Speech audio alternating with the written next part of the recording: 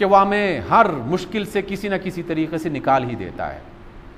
चोर और डाकू और झूठे लोग आश्कार तो हो रहे हैं, और आश्कार होने का अब नया अंदाज जो सामने आया वो एक तरफ से अफसोसनाक भी है और दूसरी तरफ से उम्मीद अफजा भी है। मैं जब चैनल्स पे अलिफ से लेकर ये तक की मुख्तलिफ पार्टियों को देखता हूँ, अलिफ बे जीम नून वाला मुख्तलिफ आते रहते हैं। एक ज़माना था कि जब एतराज़ किया जाता था कि आप लोगों ने चोरी की, आपके फ़लाँ बंदे ने गलत बयानी की, आपके फ़लाँ बंदे ने बदयानती की, दूसरा इनकार किया करता था कि नहीं जनाब हमने ऐसा नहीं किया। अब ये नहीं होता।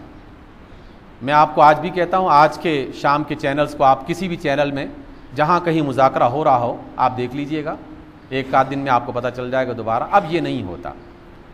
अल्लाह ताला ने एक नया रुख हमें दिखा दिया है कि जो चोर और डाकू और राहज़न हैं वो आपस में उलझ कर एक दूसरे की चोरी जाहिर कर रहे हैं। अब दोनों चोर अपनी चोरी से इनकार नहीं करते, बल्कि जवाब ये कहते हैं जनाब हमारे बंदे ने झूठ बोला है तो तुम्हारे बंदे ने भी तो झूठ बोला था। हमारा बंदा जो उसकी डिग्री अगर जाली है तो तुम्हारे बंदे की भी तो डिग्री जाली है। हमने इतना गबन किया था तो क्या हुआ, तुमने भी तो इतना गबन किया था। ये एक तरफ काबिल अफसोस बात है कि हम इतने ढीठ हो चुके हैं अपनी खराबी में कि अपनी खराबी में कोई शर्म महसूस नहीं करते। लेकिन इसका उम्मीद अफजा पहलू ये है कि अल्लाह रब्बुल इज़्ज़त की ये मशीयत है कि वो हम पर कुछ करम करना चाहता है। वो ये देखना चाहते हैं कि क्या अब भी ये लोग होश में आ रहे हैं कि नहीं आ रहे, अब भी कुछ सोचने समझने वाले आपस में मिलकर एक दूसरे की इस्लाह के लिए आगे बढ़ रहे हैं कि नहीं बढ़ रहे हैं। इसलिए सामीन गिरामी, आज की आयत में दो लफ्ज़ बुनियादी हैं जो रसूलुल्लाह सल्लल्लाहु अलैहि वसल्लम की उस हदीस में भी मौजूद थे जिसमें आपने फरमाया कि अलैकुम बिस्समई वत्ताअती वल जिहादी वल हिजरा, कि तुम्हें जिहाद इख्तियार करना चाहिए और तुम्हें हिजरत इख्तियार करनी चाहिए।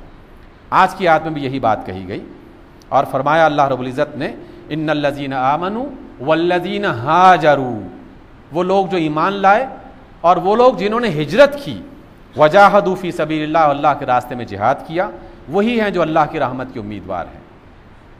अब हम हिजरत के माना पर भी ज़रा गौर कर लें। जैसे जिहाद का माना हमने समझने की कोशिश की अल्लाह और उसके रसूल सल्लल्लाहु अलैहि वसल्लम की तालीमात की रोशनी में कि जिहाद हमा जिहत है, जिस तरह का दुश्मन हमला करे उसी तरह से जवाब देना, ये जिहाद है। इसी तरीके से हिजरत भी एक माना नहीं रखती कि आप अपनी बस्तियां छोड़कर दूसरी बस्तियों में चले जाएं, अपना इलाका छोड़कर आप दूसरे इलाकों में चले जाएं। ये हिजरत भी मौजूद है और इसका ये माना भी मौजूद है, बिल्कुल उस तरह के जैसे रसूलुल्लाह सल्लल्लाहु अलैहि वसल्लम ने अपने असहाब के साथ मक्का मुकर्रमा को छोड़कर मदीना मुनव्वरा की तरफ हिजरत की थी, या जैसे पाकिस्तान के लाखों बासियों ने हिंदुस्तान को छोड़कर 1947 में पाकिस्तान की सरजमीन में हिजरत की थी। हिजरत का ये माना भी मौजूद है कि एक मुल्क को, एक इलाके को छोड़कर दूसरे इलाके में जाना। लेकिन हिजरत का इससे बड़ा वसी मफहूम जिसको हम लोग समझने की कोशिश नहीं कर रहे, वो बहुत अहम है, और वो है कि आदमी बुराई को छोड़कर अच्छाई की तरफ हिजरत करे, खराबी को छोड़कर भलाई की तरफ हिजरत करे। और यह हिजरत हम में से हर बंदा कर सकता है। और यही वजह है कि अल्लाह रब्बुल इज़्ज़त ने जब ये आयत नाजिल फरमाई तो कई लोगों के जहन में ये बात आ सकती थी कि जनाब हम तो पाकिस्तान ही में पैदा हुए और पाकिस्तान से अब हम हिजरत कहाँ करके जाएं, और हज़ारों लाखों इंसान मुसलमान बन के एक इलाके में पैदा हुआ, उसी इलाके में फौत हो गए, हिजरत का मौका ही ज़िंदगी भर कभी नहीं आया, तो फिर इस बड़े इनाम से फैज़याब कैसे हो सकते थे। जबकि अल्लाह फरमाते हैं कि अल्लाह की रहमत उन्हीं को मुयस्सर आती है जो जिहाद करते हैं और हिजरत करते हैं। आप अलैहिस्सलातु वस्सलाम से एक बार ये पूछा ही गया था कि हिजरत का माना क्या है।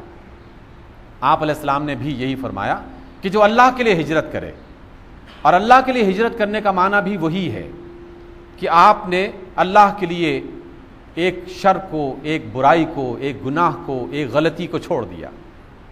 आप अपने घर में बैठे बैठे हिजरत कर सकते हैं माल भी वही, औलाद भी वही, साजो सामान भी वही, लेकिन बैठे बैठे हिजरत का सवाब कमा सकते हैं।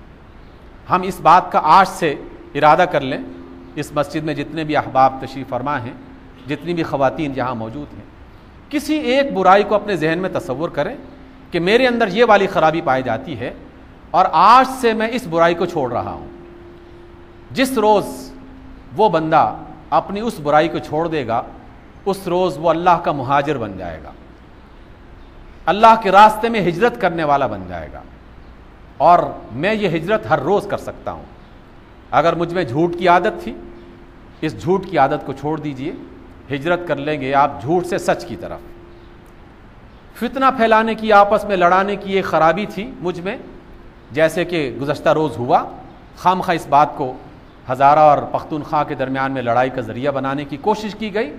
ये ख़राबी बहुत से लोगों में मौजूद है, लेकिन जो शख्स अल्लाह ताला की रज़ा चाहता है, वो इस बात का इरादा कर ले कि ये पहले मैं लोगों के कहने पर इस तरह की बात कर लिया करता था, कभी उसके ख़िलाफ़ कोई जुमला कस दिया, कभी उसके बारे में कोई बात कह दी, और आज से मैं इस आदत को छोड़ रहा हूँ।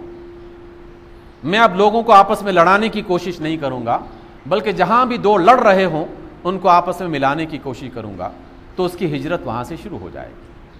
कैसा आसान अल्लाह रब्बुल इज़्ज़त ने नुस्खा बता दिया कि हम अपने घर में बैठ के जिहाद कर रहे हैं और बैठे बैठे हिजरत कर रहे हैं, और उन असहाब रसूल के नक्श कदम पर और अल्लाह के रसूल सल्लल्लाहु अलैहि वसल्लम के नक्श कदम पर चलते हुए उसी का सवाब कमा रहे हैं कि हम बुराई को छोड़कर, ख़राबी को छोड़कर, झूठ और बदयानती को छोड़कर अच्छाई के और नेकी के रास्ते पर चलना शुरू कर दें।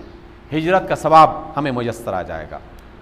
और मुहाजिरीन की अज़मत कितनी है अंसार के मुकाबले में, मुहाजिरीन की अज़मत कितनी है, बहुत बड़ी अज़मत है कि जिसकी वजह से अल्लाह के रसूल सल्लल्लाहु अलैहि वसल्लम ने मुहाजिरीन को अव्वलीन में शुमार किया और उनके दराजात को बहुत बुलंद, कुरान मजीद में भी उसका जिक्र मिलता है।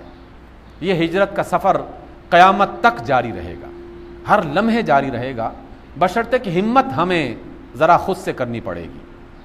और अल्लाह ताला से हम जब दुआ करेंगे, तमन्ना करेंगे, आरजू करेंगे और सच्चे दिल से दरख्वास्त करेंगे कि अल्लाह ये ख़राबी मेरे अंदर पाई जाती है, मुझे हिम्मत दे दे कि मैं इसको छोड़ने के लिए तैयार हो जाऊँ। जिस रोज़ हिम्मत पैदा हो गई, आप मुजाहिद भी बन जाएंगे, आप मुहाजिर भी हो जाएंगे। अल्लाह के रास्ते में एक मुजाहिद की अज़मत और एक मुहाजिर की क़द्र व क़ीमत कितनी है, हम उसका अंदाज़ा नहीं लगा सकते।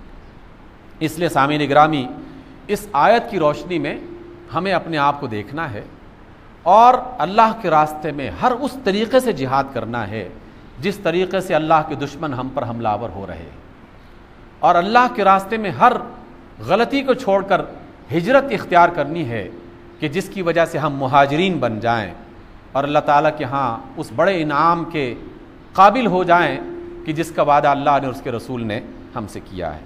आयत को दोबारा पढ़ लीजिए, इन्नल्लज़ीना आमनू वल्लज़ीना हाजरू वजाहदू फ़ी सबीलिल्लाहि, बेशक वो लोग जो ईमान लाए और जिन्होंने हिजरत की और जिहाद की अल्लाह के रास्ते में, उलाइका यरजूना रहमतल्लाहि, वही हैं जो अल्लाह की रहमत के उम्मीदवार हैं और वही उसकी आरजू रखने वाले हैं।